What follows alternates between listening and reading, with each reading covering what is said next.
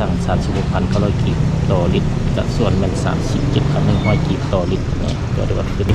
นี่ยังมีรถต่อคิวมา3เลน2เลน3เลนนี่ที่ถนนมิตรภาพลาวไทยระหว่าง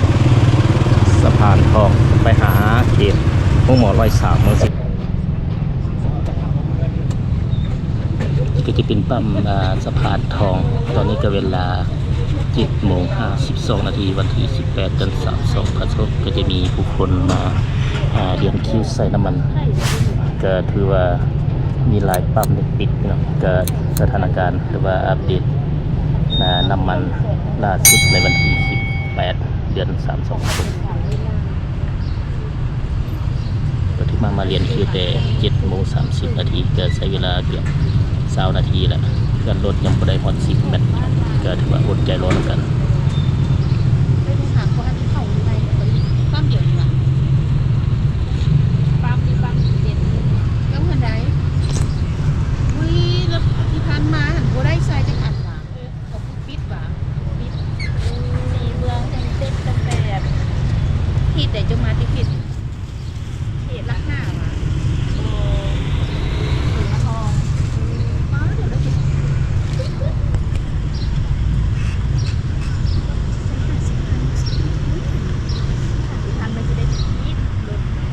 คิดไหมตอนนี้เรียนคิวพี่เนาะเก็บสถานการณ์น้ำมันในปี 2026คือว่านักลงกระทรวงเป็นโควิดมาสังเกตดูเลยได้รอเรียนคิวตามลำดับ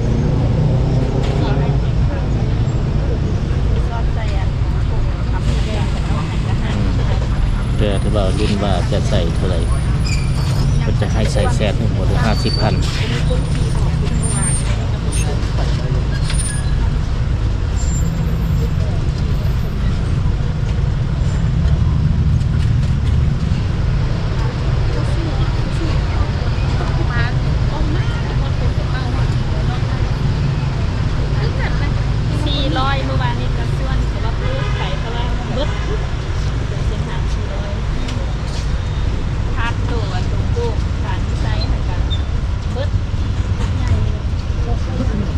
รุ่นน้ำกันพี่น้อง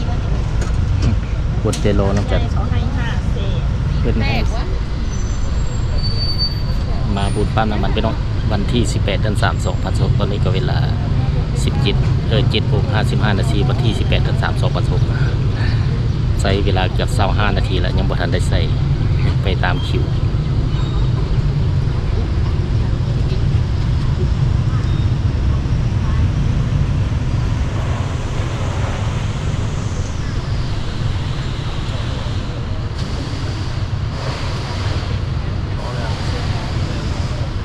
ในเวลาเกือบ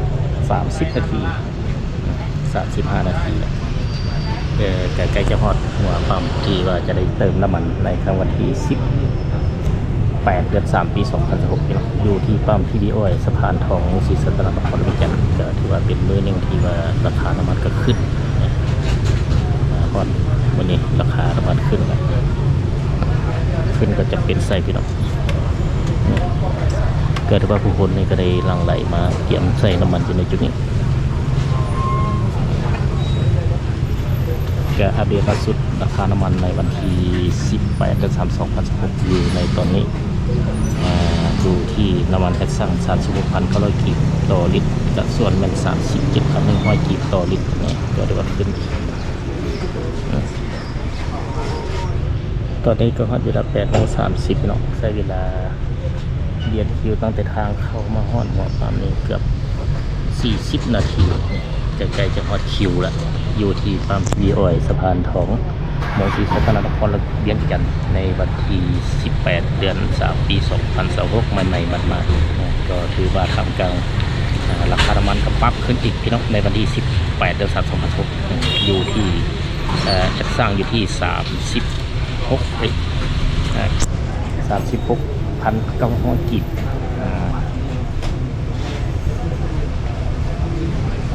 แล้วก็ส่วนในอยู่ 37,100กีบเพิ่มขึ้นอีกเกือบ 4,000 กีบจากวันที่17มาวันที่18เนี่ยถือว่าขึ้นตึกคน ก็เลยมาทยอยเรียนคิวใส่ไปแล้วบางคนก็มาเกือบเป็นชั่วโมงก็หาก็ได้ใส่มาตำลังก็เกือบใส่10ปลายนาทีแล้วกันยังบ่ทันได้ใส่พี่น้องเอาอดจะรออดทนน้ำกันใส่ผู้เล็กผู้น้อยเพื่อได้ใส่น้ำกัน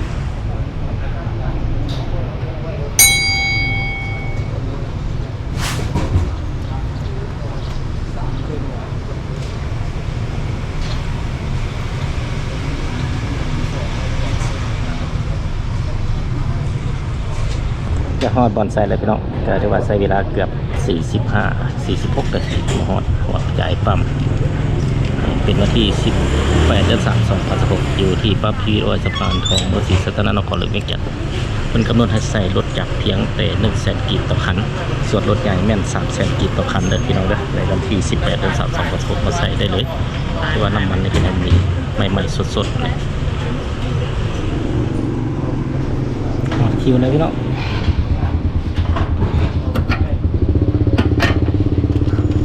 90 นาที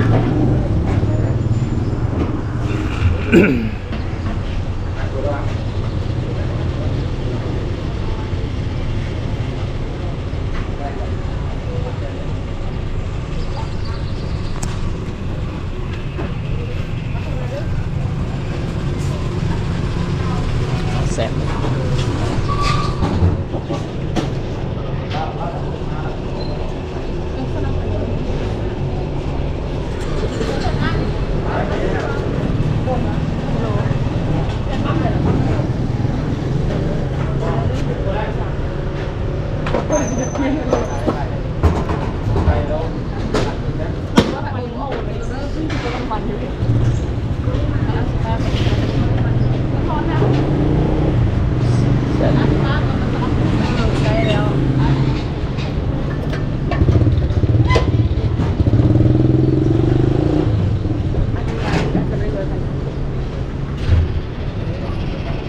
100,000ได้อยู่ 2.71 ลิตรนะแต่ว่าลิตรหนึ่ง39,600 กิโลในวันที่18 เดือน 3 2020คือว่าสำเร็จพี่น้องใส่100,000ได้อยู่ 2.71 ลิตรเพราะว่าในวันที่18 เดือน 3 2016ราคาน้ำมันขึ้นอยู่ลิตรที่36,000 ก็มากินต่อ1 ลิตรพี่น้องประเด็นเธอใส่เดินไว้ประเด็นเทือนกลับไปให้เบียดต่อแต่ว่ายังมีพวกคนต่อคิวยาวอยู่ที่ปั๊ม PVO สะพานทองเมืองศรีสัตนครหลวงวิจันทร์ก็เป็นถนนมิตรภาพลาวไทยมาสังเกตถือว่าปั๊มนี้ถือว่ามีผู้คนมาบริการถือว่าน้อยกว่าปั๊มอื่นมาเทียบและต้องขอบใจ FC ทางภายในและต่างประเทศที่สนับสนุนส่งสลับปัญหาด้วยนี้เสมอมาเลยพี่น้องนี่ก็เป็นการอัปเดตพี่ยังมีรถต่อคิวมา3 เลน 2 เลน 3 เลนนี่ที่ถนนมิตรภาพลาวไทยระหว่างสะพานทองไปหาเขตมุ่งหมอ103เมืองศรีสัตนครหลวงวิจันทร์ที่ท่านประสบเหตุอยู่ในปัจจุบันนี้พี่น้องเนี่ยแต่ว่ารถติดยาวเลยข้าพเจ้าเองก็มาตั้งแต่เวลา 17:30 นาทีของวันที่18 เดือน 3 2016ใช้เวลา1 ชั่วโมงเต็มๆกว่าจะได้ใส่น้ำมันเนี่ยรถเรียนคิวจนยาวฮอดตลาดมุ่งหมอ103ต้องขอขอบใจพี่น้องถือว่าเป็นอีกในบรรยากาศที่ว่าต้องได้ทนนับกันการให้ดูเพราะว่าน้ำมันบดท่วงหมดกัน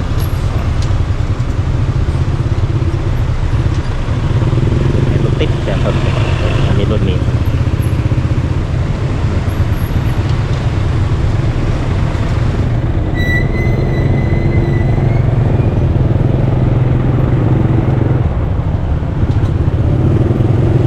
ติดยาวอยู่เลยพี่น้องติดยาวตั้งแต่ปั๊มน้ำมันพอแหละ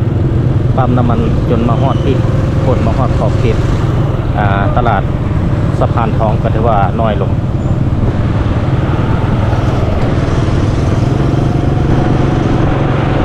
ก็อีกหนึ่งสถานการณ์ที่ว่าหลายปั๊มปิดนะพี่น้องย้อนหลายปั๊มปิดแล้วก็เฮ็ดให้ผู้คนแห่มาใส่ปั๊มใดปั๊มหนึ่งเฮ็ดให้มีผู้คนเพิ่มขึ้นจำนวนหลายนั่นเอง